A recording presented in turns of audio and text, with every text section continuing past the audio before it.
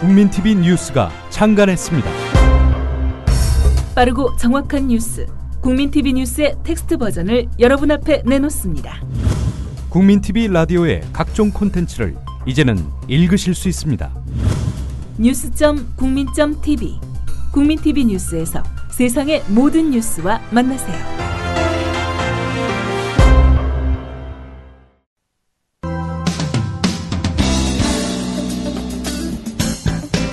국민TV 라디오 시사 프로그램 서영석의 타임라인을 듣고 계십니다.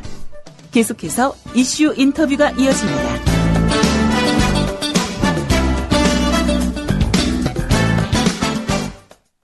박근혜 대통령이 허태열 대통령 비서실장을 전격 경질하고 그 자리에 김기춘 전 법무장관을 앉혔습니다. 김기춘 전 장관은 그러나 1992년 대선 때 초목집 사건을 주도하면서 우리가 남이가라는 지역주의를 촉발시킨 당사자여서 파문을 예고했습니다. 장애투쟁까지 나선 민주당은 의안이 벙벙한 분위기입니다. 국회 법사위원장이며 국조특위위원인 민주당 박영선 의원을 연결해서 자세한 이야기 나누겠습니다. 박 의원님 안녕하십니까? 네, 안녕하세요. 네. 어제 트위터에다가 네. 유신 공안의 추억, 한여름 남양특집 인사, 국정원 국조 물타기 인사 소름 끼치네요 라고 질타하셨는데요. 네. 대통령이 자기 마음에 맞는 사람을 비서실장에 앉히는 게 뭐가 문제냐라는 게 새누리당의 정서인데요. 네. 박 의원님 어떻게 보십니까? 뭐 요즘 새누리당이야 하얀 거를 까맣다고도 하고 네. 또 이 국민들 앞에서 이제 그 집권한 지 이제 6년 7년째 이제 접어드는 상황이 되니까 네. 군림하려고 하기 때문에 그 새누리당 쪽에서 나오는 이야기들이 늘 국민들에게 어떤 상처를 주죠. 네. 근데 대통령을 잘 보필하고 대통령이 마음에 드는 사람을 비서실장을 시켜야 된다는 거에는 저희도 그거에 대해서 반대하는 건 아니고요. 네. 그런데 그런 사람이 꼭 이분이어야 하느냐에 대한 문제, 그리고 대통령의 어떤 그 균형 감각에 관한 문제에 관해서 제가 이제 그 문제점을 지적한 그 트윗입니다. 네. 예를 들면 국민화합이라든가 네. 또 어떤 대통령이라는 것은 어떤 특정 정당의 대통령이지 않지 않습니까? 네. 국민의 대통령으로서 비서실장이라는 것은 그만큼 상징성이 있기 때문에 네. 국민들이 다 함께 흡족해하고 그다음에 다 박수 칠 수 있는 사람이었으면 얼마나 좋았을까 하는 그런 마음이 담긴 트윗이었습니다. 네. 네. 그렇죠. 김기춘 의원이면 말하자면 1992년판 일종의 국정원 댓글 사건 같은 그렇습니다. 그런 사건을 일으킨 네. 주역인데 네. 지금 국정원 전국에 네. 하필이면 그런 사람을 비서실장에 앉혔다는 거는 그야말로 야당과 국민들에게 시체말로 얘기하면 좀 엿먹어라라는 그런 느낌마저 들긴 합니다. 상처를 좀 주죠. 더군다나 이제 이분의 그 경력을 보면요. 네. 훌륭하신 분입니다만은, 네. 74년부터 79년까지, 네. 그러니까 그 유신이라는 것이 극치에 달했을 때, 그때 저도 학생이었습니다만, 그 당시에 중앙정보부의 대공수사국 부장, 다시 말하면 중앙정보부 공안부장을 했던 이제 그런 경력이 있는 사람이고요. 네. 또 유신 헌법을 기초했고 또 사실상 감수한 사람입니다. 네. 그러니까 유신 헌법을 만들었던 학자들은 어떻게 보면 그 당시에 이제 겉으로 드러난 것이고요. 학자이기 때문에 네.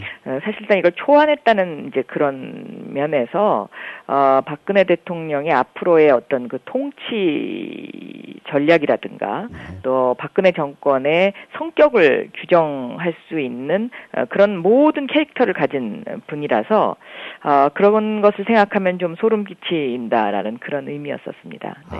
그래서 남양 특집이다 이렇게 말씀하셨네요. 네. 자, 오늘 한겨레는 김기춘 비서실장 임명은 유신 시절의 청와대로 돌아가겠다는 것으로 비친다 이런 평가도 했습니다. 네. 민주당 김한길 대표도 어제 개강된 반응을 보였다는 보도가 있는데요. 네. 민주당은 이런 인사에 대해서 어떤 반응과 어떤 입장을 취하고 있습니까?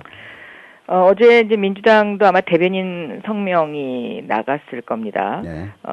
이제 이 6개월 만에 비서실장을 경질한 것에 대해서는 왜 경질했는지에 대한 좀 설명이 있어야 될 것 같습니다. 네. 물론 지난 6개월간 박근혜 정부가 계속 실책을 거듭했죠. 네. 그러나 이렇게 추측이 난무하게 하는 인사는 그렇게 좋은 것 같지는 않습니다. 뭐 예를 들면 뭐 윤창준 사건에 대한 책임을 뭐 뒤늦게 물었다라든지 네. 아니면 뭐 이런 해석도 가능하죠. 뭐 예를 들어서 남재준 원장이 그 NLL 남북 정상회담을 무단 공개한 거에 대해서 대신 허태열 비서실장한테 책임을 물었다고도 일견 보여질 수도 있습니다. 뭐 그런 거라든가 뭐 아니면 뭐 이런 어떤 왜 그 사람이 바뀌었는지에 대한 그 설명이 좀 필요한 것 같고요. 그리고 그러면 예를 들어서 지금 민주당 입장에서는 그 사람이 바뀌었으면 그 사람보다는 적어도 국민적 평가가 좀 좋은 분이 왔으면 하는 그런 국민으로서의 바람이 있지 않습니까? 네. 그런데 파출소 지나갔더니 경찰서 나타났다. 뭐 이런 평가를 받으면 이것은 인사로서 성공할 수 없다라고 저는 보고 있습니다. 네. 그리고 이제 굉장히 옛날 분이잖아요. 네. 지금 시대는 21세기를 향하고 있는데 그 아버지 시대에 그 사랑받던 분을 꼭 곁에 두고 이렇게 정치를 한다는 것 자체가 그것이 저는 좀 시대적으로 좀 맞지 않는다. 시대착오적이다. 이렇게 좀 생각합니다. 네. 이쪽에 부성 콤플렉스가 있는 거니까요. 그냥 그만큼 그 사람을 못 믿는 것이 아닐까. 저는 그렇게 보고 있습니다. 예. 어제 박 의원님 또 네. 그 정홍원 국무총리도 검사 출신, 네. 김기춘도 공안검사 출신, 그다음에 홍경식 신임 민정수석도 공안검사, 황교안도 공안검사 해서 이 박근혜 정부 핵심 인사들 모두가 공안 출신임을 강조하면서 이 공안검사 공화국이다. 네. 이렇게 하셨는데요. 네. 박근혜 대통령이 좀 공안 출신들을 선호하는 이유가 뭐라고 생각하십니까? 저는 이 부분을 굉장히 심각하게 보고 있습니다. 네. 자, 이것을 좀 역사적으로 보면은요. 네. 검찰이 비대해지고 권력기관화되기까지 이제 몇 개의 단계가 있다고 생각되는데요. 네. 이 공안검사라는 것이요. 첫째 그 일본 군국주의 시절에 네. 천황 중심의 전체주의 국가를 만들기 위해서 검찰에게 막강한 권한을 줬고요. 네. 이것을 식민지 그 조선에다가 이제 이식한 어떤 하나의 문화라고 저는 그렇게 해석하고 있습니다. 네. 그런데 이제 해방 이후에는 일본에서는 이 검찰의 무소불위 권력이 상당히 사라졌죠. 네.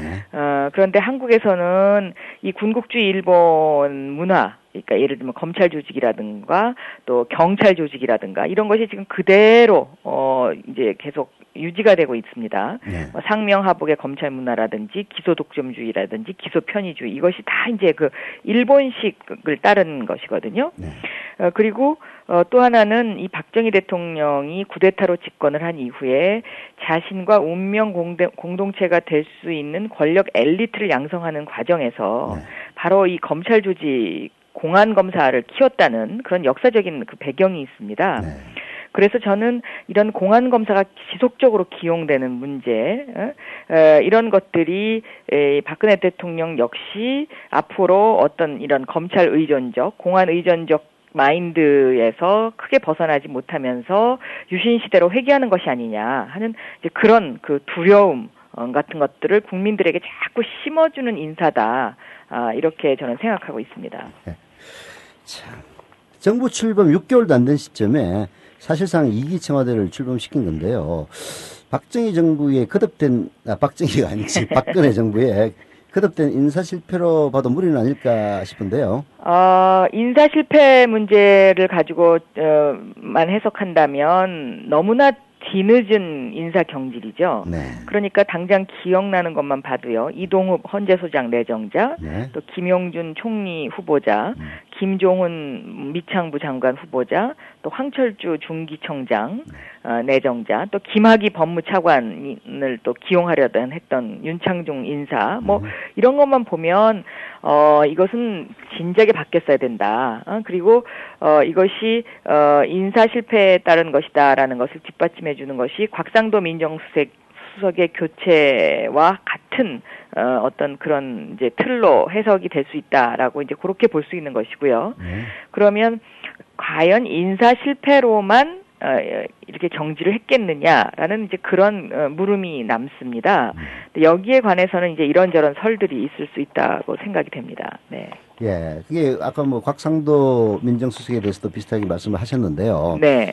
허태열 비서실장 교체도 결국은 좀 온건파 야당의 유화적인 태도를 보여서 이런 국정원 전국을 초래했다. 이런 네. 책임을 물어서 뭐 잘랐다. 이런 설도 있는데요. 네. 예, 어떻게 보십니까? 뭐 그렇게도 볼 수가 있겠습니다. 왜냐하면 네. 지금 뭐 이제 그 허태열 실장은 국회의원을 이제 오래 하셨던 분이기 때문에 네. 그래도 야당하고 초기에 좀 소통을 하려고 노력했던 것 아닌가 네. 이제 그런 느낌이 좀 있습니다. 그러나 뭐 반드시 그랬던 것은 아니고요. 네. 그런데 그 이후에 이제 이 전국 자체가 계속 흔들리기 시작하면서 윤창중 대변인 사태 이후에 흔들리기 시작하면서 사실상 그 남재준 원장의 무단 그 발표라는 어떤 그 이런 그 국가적인 수치를 초래한 문제 이런 것들도 사실상 어떻게 보면 그 국정원이 대통령의 직속기관이라는 점에서 봤을 때 대통령 남재준 원장은 자기의 혼자의 독단으로 이루어진 것이다라고 어저께 국회에 와서도 수차례 이야기를 했습니다마는 만약에 그것이 정말 독단으로 이루어진 것이라면 남재준 원장을 지금 이 자리에 놔두면 안 되는 것이죠. 그렇죠. 정상적인 대통령이라면. 네. 그런데 남재준 원장을 저렇게 안고 가겠다는 것은 대통령도 묵인하지 않았냐라는 반문이 가능한 것이고요. 그럼 그 책임을 대신 누구에게 물을 거냐? 거기에서 인사 책임과 또 이런 어떤 그 전국 난맥 이것을 허태열 실장한테 일단 물은 것이 아니냐 이제 이런 해석이 가능한데요. 그러나 비서실장을 교체한다고 해서 지금 이 국민이 받은 상처나 국가적 수치심 같은 것을 해결할 수 있느냐? 그것은 그렇지 않다고 저는 생각을 하고 있습니다. 그리고 이제 특히 어제 오전 10시부터 11시 사이는 원래는 국정원 기관 보고가 예정되어 있었던 시간입니다. 근데 그 시간에 방송 3사가 생중계를 안 하겠다고 해서 저희가 이것은 국민의 알 권리를 침해하는 것이다라고 해서 이제 야당이 일시적인 보이콧을 했었는데요. 이 인사를 정지를 발표한 시점이 아침 10시 25분경입니다. 그러면 결과적으로는 방송 3사는 청와대의 인사경지를 미리 알고 이것을 생중계해야 되겠다고 처음에 생각했던 것 같습니다. 그래서 국정원, 그러니까 헌정사상 처음 있었던 그 국정원의 국정조사를 생중계를 포기하고 청와대의 인사경지를 생중계한다는 의미는 다시 말하면은 국정원 국정조사를 물타기하기 위해서 원래 예정됐던 날보다 빨리 당겨서 발표한 것이 아니냐는 그런 의심을 받기에도 충분하다고 여겨집니다. 뭐 의심이 아니라 정확한 분석이 그 같네요. 자, 하나 더요. 이거 약간 뭐 좀 핀트는 어긋난 겁니다만은 이 박준우 신임 정무수석 발탁도 정무수석이라는 게 원래 대야 이 국회 관계를 담당하는 분인데 외교관 출신을 발탁했다는 게 이게 뭐 상당히 상식적으로 납득이 안 가는데 도대체 왜 이런 인사를 한다고 생각하십니까? 매우 의아하게 생각하고 있습니다. 이 부분에 대해서 특히 야당에서 그런데 뭐 또 돌아다니는 소문에 의하면 그 여당 내의 실세와 특정고등학교 출신이어서 그 사람의 입김이 작용했을 거다. 라는 이야기가 어제 좀 돌아다니긴 했었습니다. 그 이해가 좀 가네요. 그러면. 네. 자, 이제 또 우리 박 의원님의 전공인 국정조사 얘기도 조금 해야 될 것 같은데요. 원세훈과 김용판이 불출석했을 때 동행명령장을 확약하는 부분에 대해서는 상당 부분 의견이 접근된 걸로 나오는데요. 실제로 두 사람 정은대 설 수 있습니까? 저는 두 사람이 증언대에 쓰느냐 안 쓰느냐의 문제는요. 그 새누리당과 박근혜 정권 그리고 박근혜 대통령이 이 국정조사와 서울시청 광장 그리고 전국적으로 일어나고 있는 촛불에 대해서 어떤 시각을 보고 있느냐에 딸려 있다고 저는 생각합니다. 네. 그러니까 지금 무조건 안 나올 것이다 혹은 뭐 나올 것이다라고 단정하는 것은 굉장히 위험한 발상이고요. 네. 지금 서울시청 앞 촛불이 500명에서 지금 약 3만 명까지 늘어나고 있지 않았습니까? 네. 그렇기 때문에 이번 주말 이제 8월 10일로 예정되어 있는 서울시민광장의 촛불의 인원수와 이것은 저는 함수 관계가 있다고 보고 있습니다. 예. 그래서 촛불이 갑자기 늘어나면 이분들이 나올 수도 있다고 저는 봅니다. 네. 결국은 시민의 힘이 그렇습니다. 이 정원대로 이끌어낼 수 있다 그런 말씀인 것 같네요. 그렇습니다. 네. 하나만 더 여쭤볼게요. 네. 어제 그 국정조사에서 박 의원님은 국정원이 보수 성향의 네티즌들이 주로 활동한 것으로 알려진 일간 베스트 저장소를 지원하고 있다는 의혹을 제기했는데요. 네네. 그 부분 간단하게 설명해 주시죠. 첫째 지금 일베는 광고가 끊겼습니다. 네. 그런데 이제 이 광고가 끊겼는데 서버를 유지하는 데는 비용이 굉장히 많이 들지 않습니까? 네. 그러면 그 서버에 대한 그 비용을 과연 어디서 되느냐의 문제를 짚어봐야 될 것 같습니다. 그런데 국가고용부에서 일베에다 광고를 낸 그것을 발견했고요. 또 하나는 그 일베에 주로 이제 댓글을 달거나 아니면 거기에 논객들이 있잖아요. 네. 그 논객들이 국정원으로부터 그 초청을 받거나 아니면 네. 국정원의 지원을 받는 사람들로 많이 확인이 됐죠. 네. 그러니까 국정원 예산을 투입을 해서 그분들을 모셔다가 댓글 다는 방법을 국정원에서 항의를 한 적이 있는 것으로 확인이 됐고요. 또 하나는 실질적으로 국정원 투어를 한다고 하면서 이런 일베에 관련되어 있는 사람들이 국정원을 견학하는 그런 그 버스 차량에 탑승하는 사진이 찍힌 것이 보도된 것을 저희가 찾았습니다. 네. 그래서 그러한 저러한 이유로 보면 네. 이것이 과연 국정원과 전혀 별개의 것이냐 아니면 국정원에서 적당히 이것을 어떤 그 연계가 되어 있는 것이냐 이 부분은 앞으로도 국정정보위원회의 국정감사를 통해서 좀 더 파헤쳐야 되는 부분이 아닌가 저는 그렇게 보고 있습니다. 네. 네. 앞으로도 계속 활약 기대하겠습니다. 감사합니다. 네, 감사합니다. 지금까지 박영선 의원과 함께했습니다.